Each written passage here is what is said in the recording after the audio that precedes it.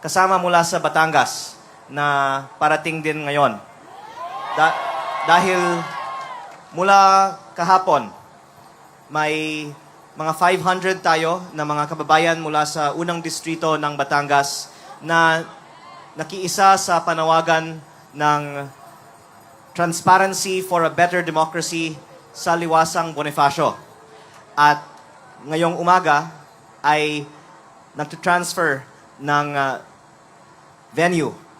Kasi gustong-gusto nila makiisa sa napakasaya na pagtitipon dito sa EDSA People Power Monument.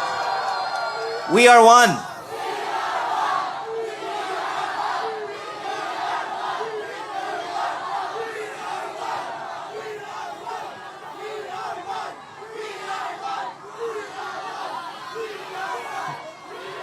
Napakasaya talaga dito. At I hope that we can introduce them when they arrive in a while. And ang mensahe ko lang po ay gusto ko lang din ipakita na ito ay isang pagtitipon hindi lang para sa iilan, kung hindi para sa lahat ng mga Pilipino. Dahil ang ating panawagan para sa transparency for a better democracy ay isang panawagan para sa buong bansang Pilipinas. At syempre, ang ating mga kasama ay nagmumula sa iba't ibang mga probinsya.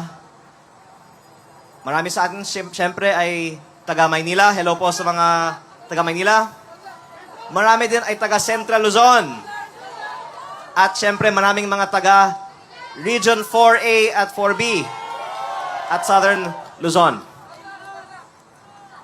May mga taga Visayas sa Mindanao din ba dito? Opo. Kaya we represent all the provinces of the Philippines. And today, siguro magiging pinakamarami ang mga bagong dating mula sa Batangas. Pero ngayon pa lang, marami na tayong mga kasama mula sa Batangas. Opo. So ako po ay very happy, of course, to also be in solidarity with you because of this truly noble objective of bringing greater transparency and accountability in our democracy, and of course, stand with Senator Marcoleta and all of our other allies to fight for democracy in the Philippines. So I will actually just be sticking around for most of the day and hope to see you again in a short while. Maraming salamat po sa inyong lahat.